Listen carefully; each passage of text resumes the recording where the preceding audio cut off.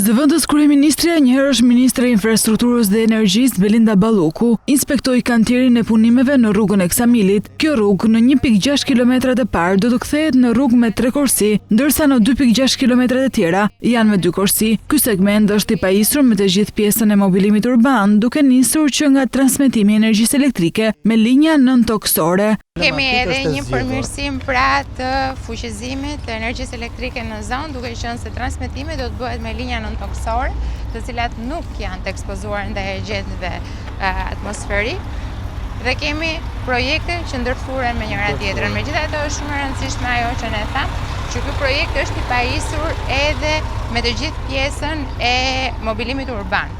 Pra një projekt i cili ka trotuarët e përfshirë, ka ndriçim, ka edhe korsin e biçikletave, duke pasur parasysh që Ksamili është një nga zonat më të frekuentuara turistike shqiptare. Sipas Ballukut, në bashkëpunim me Policinë e Shtetit ka nisur të punohet për identifikimin e personave që shesh pushimet turistike i kthejnë në kosha mbeturinash. Shikojmë që ka një ndotje të gjitha akseve kombëtare, sidomos në vend pushime.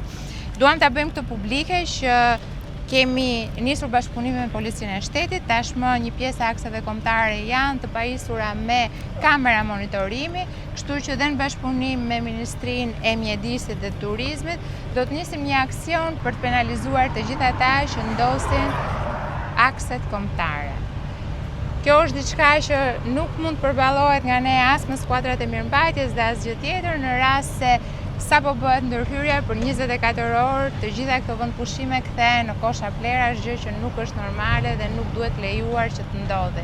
Megjithatë, ne jemi duke marrë masat dhe jemi duke identifikuar të gjithë ata të cilët e kryen këtë veprim që në kulmin e sezonit me të vërtet prish imazhin e vendit tonë. Por cilat do të jenë projektet e ndërhyrjeve të rrugëve të jugut të Shqipërisë? Për sa i përket masave të tjera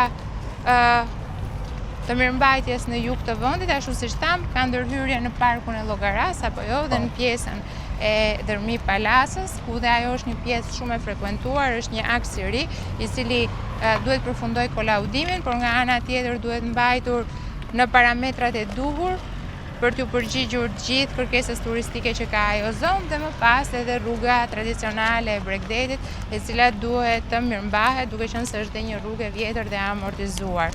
Ne kemi shprehur edhe gjatë prezantimit të programit Shqipëria 2030 që tashmë ne kemi një plan për ndërtimin e një rruge e cila do të lidh tunelin e Llogaras me Sarandën, pra atë që ne e quajmë rruga e Bregut.